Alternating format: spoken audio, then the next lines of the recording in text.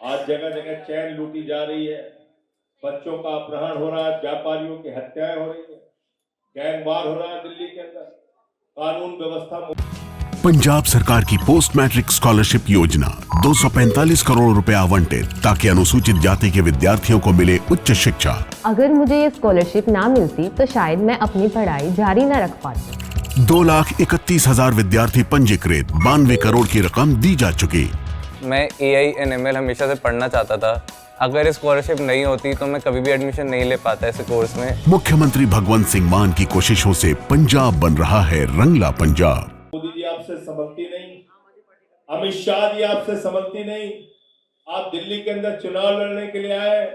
अरे दिल्ली में भारतीय जनता पार्टी चुनाव लड़ने से पहले चुनाव हार चुकी है।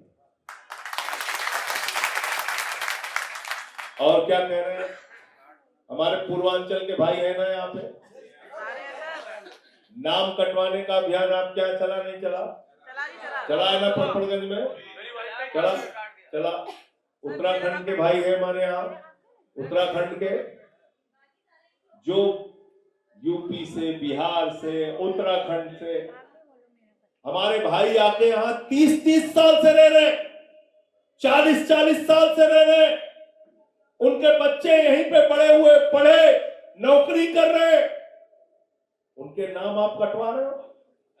मैंने पार्लियामेंट में कहा कि भाई आप नाम क्यों कटवा रहे हो? कह रहे तो रोहिंग्या है। मैंने कहा हमारा ये यूपी का भाई रोहिंग्या है, हमारे यहाँ बिहार का भाई रोहिंग्या है, हमारे पूर्वांचल का भाई रोहिंग्या है, ये उत्तराखंड के लोग जिनके आप नाम कटवा रहे हैं रोहिंग्या है, ये 30-30, 40 साल, इस साल से दिल्ली में रहने वाले लोग ये रोहिंग्या है। तो उनके पास कोई जवाब नहीं था।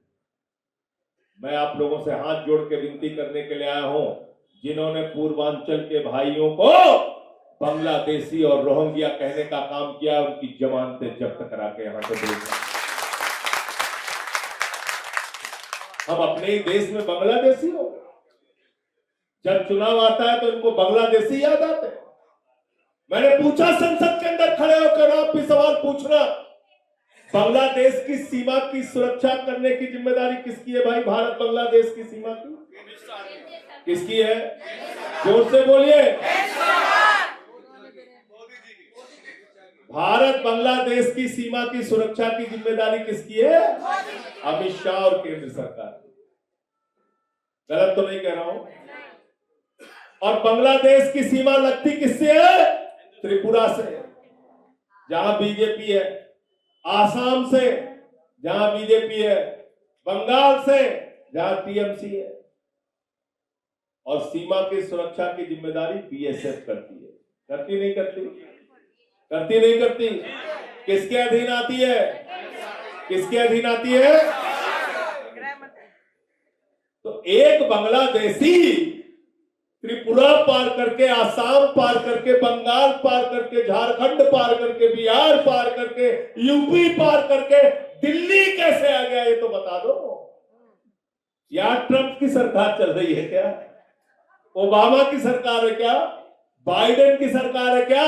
अरे बांग्लादेशी अगर दिल्ली में है तो 10 साल से तुम घास छील रहे थे क्या? एस जयशंकर और विदेश मंत्रालय से पकड़वा के उनको डिपोर्ट क्यों नहीं किया गया? बताओ। गलत तो नहीं कह रहा हूं?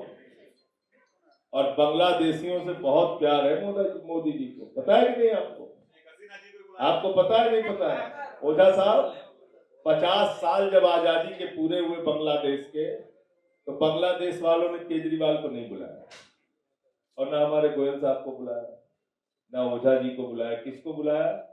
नरेंद्र मोदी जी को बुलाया।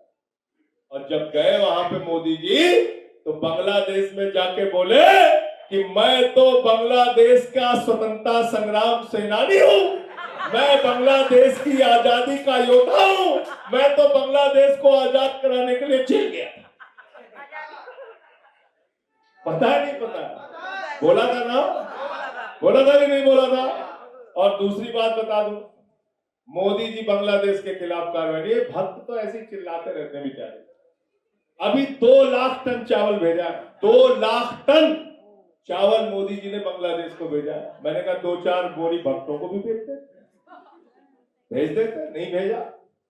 और दूसरा क्या काम किया है, झारखंड की बिजली चुराकर नरेंद्र मोदी का दोस्त बांग्लादेश को सप्लाई कर रहा है।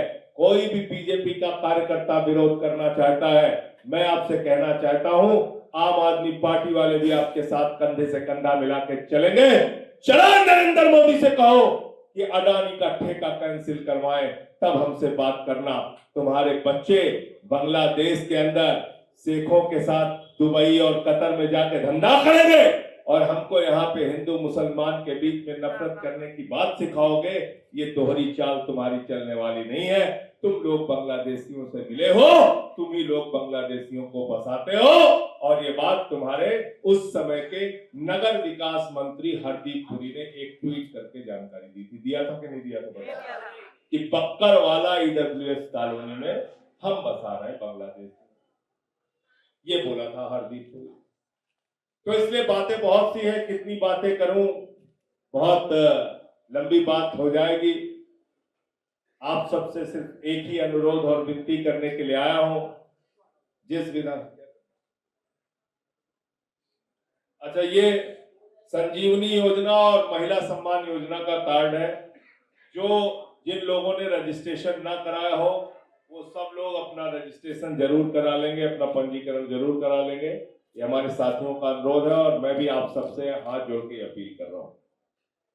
साथियों और दोस्तों, अंत में सिर्फ एक ही बात आपसे अपील करने के लिए आया हूं।